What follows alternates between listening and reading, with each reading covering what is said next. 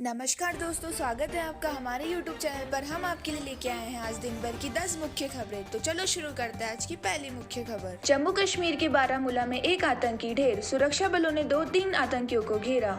जम्मू कश्मीर में सुरक्षा बल पर आतंकी हमले का सिलसिला जारी है। बारामूला में शनिवार को सुरक्षा बलों ने एनकाउंटर के दौरान एक आतंकी को मार गिराया है।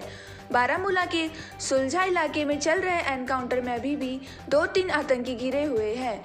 जम्मू कश्मीर पुलिस ने इसकी पुष्टि करते हुए बताया है कि इलाके में अभी भी सुरक्षा बलों का ऑपरेशन चल रहा है। तो दोस्तों बता दें कि इससे पहले सोमवार को बारामूला जिले के केरी इलाके में सीआरपीएफ नाका पार्टी पर आतंकियों ने हमला किया था। इस आतंकी हमले में एक स्पेशल पुलिस अफसर और 2 सीआरपीएफ के जवान शहीद हो गए थे। वहीं सर्च ऑपरेशन में 2 आतंकी भी मारे गए थे। आतंकियों ने बारामूला के केरी इलाके में नापाक हरकत को अंजाम दिया था। आतंकियों ने सीआरपीएफ और पुलिस की जॉइंट नाका पार्टी पर कई राउंड फायर किए।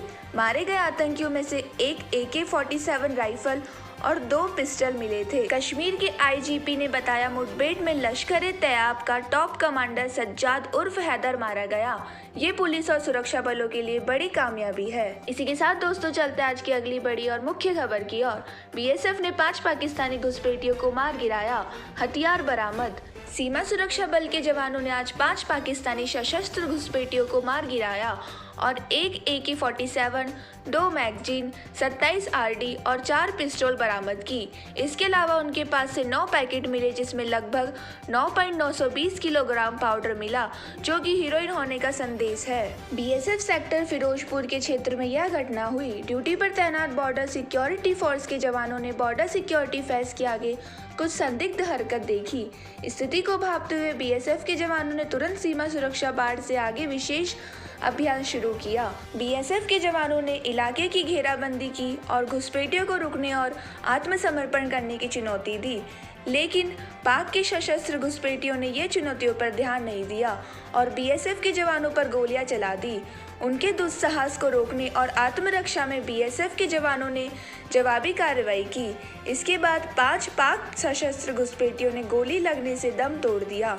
क्षेत्र की तलाशी करने पर बीएसएफ के जवानों को 5 पाक घुसपैठियों के शवों के अलावा एक AK-47 राइफल, 2 मैगजीन के साथ 2 लाइव राउंडर, 4 पिस्तौल और साथ में 7 मैगजीन और 109 राउंड मिले। 9 पैकेट मिले, जिसमें हीरोइन होने का संदेश है।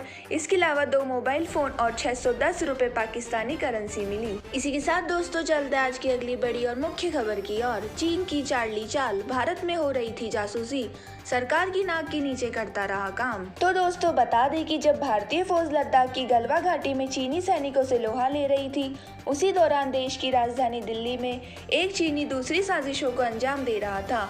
1000 करोड़ रुपए के हवाला रैकेट के मामले में चीनी नागरिक लुओ सांग से पूछताछ जारी है, जो हिंदुस्तान में अपनी पहचान छिपाकर चार्ली पैंग के नाम से रह रहा है। पहले तो ये सिर्फ मनी लॉन्ड्रिंग का केस लग रहा था, लेकिन पूछताछ में जो खुलासे हुए वो हैरान कर देने वाले हैं। दरअसल सीमा पर मुंह की खाने वाला चीन अब भारत के भीतर जासूसी का डर्टी गेम खेल रहा है। भारत की आंतरिक जानकारी मंगवा रहा है, बौद्ध धर्म गुरु दलाई लामा की जासूसी करवा रहा है। सीधे चीनी सेना से संपर्क में था जासूस। एजेंसियों का कहना है कि भारत में चार्ली पैंग के फर्जी नाम से रह रहा लुओ सांग दरअसल यहाँ चीन के लिए जासूसी कर रहा था। वह दिल्ली समेत देश के अलग अलग हिस्सों में निर्वासित तिब्बतियों में घुल मिलकर और उनके ठिकानों का पता लगा रहा था और इसकी जानकारी चीन की खुफिया एजेंसी MSS यानी मिनिस्ट्री ऑफ स्टेट सिक्योरिटी को भेज रहा था। भारत में जासूसी का जाल फैलाने के अलावा चीन हमारी अर्थव्यवस्था में भी सेंध लगाना चाहता है। चीन के एजेंट के इस काला धंधे से भारतीय अर्थव्यवस्था पर बड़ी चोट हो रही थी। वह हर रोज 3 करोड़ से ज्यादा चीन भेजता था। लुओ सांग उर्फ चार्ली पैंग की जासूसी के सीक्रेट मिशन का निशाना दिल्ली में मजनू का टीला था। वह कई लामाओं को रिश्वत देकर तिब्बती धर्मगुरु दलाई लामा और उनके सहयोगियों के बारे में जानकारी इकट्ठे करने में जुटा था। MSS इस काम के लिए उसे हवाला से पैसे दे रहा था। चीनी एजेंसियों के निशाने पर मजनू का टीला में रहने वाले लामा और भिक्षु थे। पैंग की ऑफिस स्टाफ ने बताया कि लामाओं को पैसे पैकेट में दिए जाते थे, जिनमें 2.5 से 3 लाख रुपए होते थे। चीन चार्ली पैंग के द्वारा दिल्ली और हिमाचल प्रदेश में दलाई लामा के दल में घुसपैठ कोशिश करने लगा हुआ था। ताकि कई खुफिया जानकारी हाथ आ सके। इसी के साथ दोस्तों चलते हैं आज की अगली और बड़ी मुख्य खबर की और WHO ने बताया कब तक खत्म होगा कोरोना का कहर। तो दोस्तों WHO ने शुक्रवार को कहा कि आशा है कि 2 साल से कम वक्त में कोरोना वायरस धरती से खत्म हो जाएगा, स्पेनिश फ्लू से कम वक्त में समाप्त हो जाएगा। संगठन के प्रमुख ने आगे कहा है कि उस समय की तुलना में आज सभी देश तेजी से आगे बढ़ रहे हैं और इसकी वजह से भी कोरोना महामारी तेजी से फैल रही है। यहाँ ये कहना भी जरूरी होगा कि उस समय की तुलना में हम टेक्नोलॉजी के क्षेत्र में आगे बढ़े हैं और यह हमारे लिए फायदेमंद है। उन्होंने कहा, संसाधनों का अधिकतम प्रयोग कर और आशा करें कि हमारे पास अतिरिक्त संसाधन जैसे वैक्सीन हो तो मुझे लगता है कि हम इसे 1918 में फैले बुखार से कम वक्त में खत्म करने में कामयाब होंगे। मतलब यह है कि भारत समेत दुनिया भर के 180 से ज़्यादा देशों में इस महामारी का खौफ देखने को मिल रहा है। अभी तक 2.26 करोड़ से ज़्यादा लोग इस संक्रमण की चपेट में आ चुके हैं। यह वायरस 7.93 लाख मरीजों की जिंदगी छीन चुका है। भारत में भी हर रोज कोरोना के मामले बढ़ते जा रहे हैं। देश में संक्रमितों की संख्या 29 लाख के आंकड़े को पार कर चुकी है। 54,000 से ज़्यादा लोगों की मौत हो गई है। भारत में करीब 7 लाख एक्टिव मामले हैं। इसी के साथ दोस्तों चलते हैं आज की अगली बड़ी और मुख्य खबर की ओर। सुप्रीम कोर्ट ने बाबरी केस में लखनऊ की विशेष अदालत को 30 सितंबर तक फैसला सुनाने को कहा है। तो दोस्तों बाबरी विध्वंस आपराधिक मामले में लखनऊ की विशेष अदालत का फैसला 30 सितंबर तक आएगा। सुप्रीम कोर्ट ने मामले की सुनवाई कर रहे विशेष जज SK यादव की ट्रायल की स्टेटस रिपोर्ट देखने के बाद मामले की सुनवाई पूरी करने का समय सीमा को 1 महीना बढ़ाकर 30 सितंबर तक कर दिया है। पहले 31 अगस्त तक का समय दिया था। ट्रायल पूरी करने के लिए मामले में लाल कृष्ण आडवाणी, मुरली मनोहर जोशी, उमा भारती समेत कई बड़े नेता आरोपी हैं। बता दें कि 24 जुलाई को वरिष्ठ बीजेपी नेता लाल कृष्ण आडवाणी ने 1992 बाबरी मस्जिद विध्वंस मामले में विशेष CBI अदालत के सामने वीडियो कॉन्फ्रेंस के जरिए अपना बयान दर्ज किया था। आडवाणी लखनऊ की विशेष CBI अदालत के सामने वीडियो लिंक के जरिए पेश हुए थे।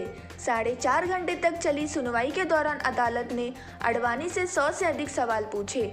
आडवाणी के वकील ने कहा था कि अपने खिलाफ सभी आरोपों से उन्होंने इनकार किया। 8 मई को मामले की सुनवाई के बाद सुप्रीम कोर्ट ने ट्रायल को पूरा करने के लिए 31 अगस्त 2020 तक का समय दिया था।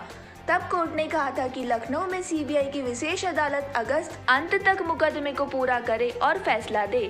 CBI कोर्ट अगस्त की समय सीमा का उल्लंघन ना करे।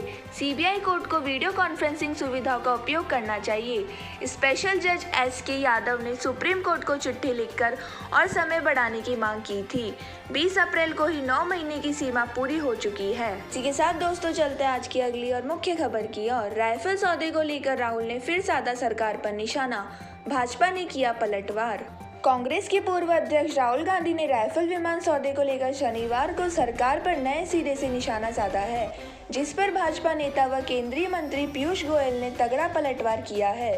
गोयल ने कहा है कि 2024 तक लोकसभा चुनाव के इस मुद्दे पर लड़ने के लिए राहुल आमंत्रित है। राहुल गांधी ने एक खबर को हवाला देते हुए ट्वीट किया, राहुल में भारतीय खजाने से पैसे की चोरी हुई। कांग्रेस नेता ने महात्मा गांधी के एक कथन का हवाला देते हुए कहा, सत्य एक है, रास्ते अनेक है। उन्होंने जिस खबर का हवाला दिया उनके मुताबिक नियंत्रक एवं महालेखा परीक्षक ने रक्षा ऑफसेट अनुबंधों को लेकर अपनी परफॉर्मेंस ऑडिट रिपोर्ट सरकार को सौंप दी है, जिसमें राइफल विमानों की खरीद के संदर्भ में किसी ऑफसेट अनुबंध का उल्लेख नहीं है। राहुल गांधी पर पलटवार करते हुए रेल मंत्री गोयल ने ट्वीट किया, राहुल गांधी की कई सहयोगी निजी तौर पर यह बताते हैं कि अपने पिता के पापों को धोने के लिए राइफल को लेकर राहुल की जो सनक है उससे पार्टी को नुकसान हो रहा है, परंतु अगर कोई अपने ही विध्वंस का इंतजार कर रहा है तो शिकायत करने वाले हम कौन होते हैं। उन्होंने कहा, हम राहुल गांधी को 2024 का चुनाव राइफल के मुद्दे पर लड़ने के लिए आमंत्रित करते हैं। मतलब यह है कि पिछले लोकसभा चुनाव में राहुल गांधी ने राइफल विमान सौदे को मुख्य मुद्दा बनाया था और इसको लेकर नरेंद्र मोदी पर तीखा हमला बोला था। उस चुनाव में कांग्रेस को हार का सामना करना पड़ा था। इसी के साथ दोस्तों चलते आज की अगली मुख्य खबर की ओर। केंद्र का राज्यों को निर्देश, लोगों और सामान की आवाजाही पर ना लगाए पाबंदी। केंद्र ने सभी राज्यों से यह सुनिश्चित करने को कहा है कि लॉकडाउन में ढील की मौजूदा प्रक्रिया के दौरान किसी राज्य के भीतर व एक राज्य से दूसरे राज्य में व्यक्तियों और सामान के आवागमन पर कोई पाबंदी नहीं होनी चाहिए।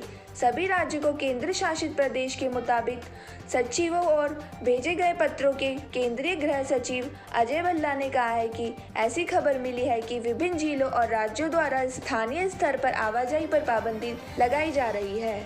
अनलॉक 3 के दिशा निर्देशों की ओर से ध्यान दिलाते हुए भल्ला ने कहा है कि ऐसी पाबंदियों से माल और सेवाओं के अंतर्राज्यीय आवागमन में दिक्कतें पैदा होती है और इससे आपूर्ति श्रृंखला पर असर पड़ता है। इस वजह से आर्थिक गतिविधियां या रोजगार में अवरोध पैदा होता है। उन्होंने पत्र में लिखा है कि अनलॉक के दिशा निर्देशों में साफ तौर पर कहा गया है कि व्यक्तियों या सामान की अंतर्राज्यीय और राज्यों के भीतर आवागमन पर कोई प्रतिबंध नहीं होना चाहिए। दिशा निर्देशों में यह भी कहा गया है कि पड़ोसी देशों के साथ समझौते के तहत सीमा पार व्यापार के लिए व्यक्तियों का सामान और आवागमन के वास्ते अलग से अनुमति, मंजूरी या ई परमिट की जरूरत नहीं होगी। गृह सचिव ने कहा कि ऐसे प्रतिबंध आपदा प्रबंधन कानून 2005 के प्रावधानों के तहत गृह मंत्रालय के दिशा निर्देशों के उल्लंघन के समान है।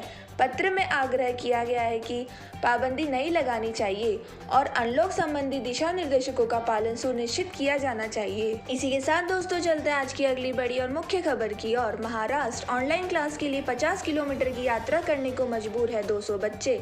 तो दोस्तों महाराष्ट्र के तटीय गांव से ऑनलाइन कक्षा लेने के लिए लगभग 200 बच्चों को खराब इंटरनेट की वजह से रोजाना 50 किलोमीटर की यात्रा करने को मजबूर होना पड़ता है। पहले कोरोना वायरस महामारी और फिर चक्रवर्ती तूफान निसर्ग से प्रभावित हुए दूर दराज के गाँव के बच्चों को जून की शुरुआत से इंटरनेट संबंधी दिक्कतों का सामना करना पड़ रहा है। यह बच्चे रत्नागिरी जिले के तटीय इलाकों में रहते हैं। हालांकि जब इंटरनेट की स्थिति में कोई सुधार नहीं हुआ तो एक बच्चा आखिरकार मदद के लिए राष्ट्रीय बाल अधिकार संरक्षण आयोग के पास पहुंचा। आयोग के अध्यक्ष प्रियंका कानोगो ने कहा कि बच्चों को यह सुनिश्चित किया गया है कि इंटरनेट सेवा जल्द से जल्द बहाल कर दी जाएगी।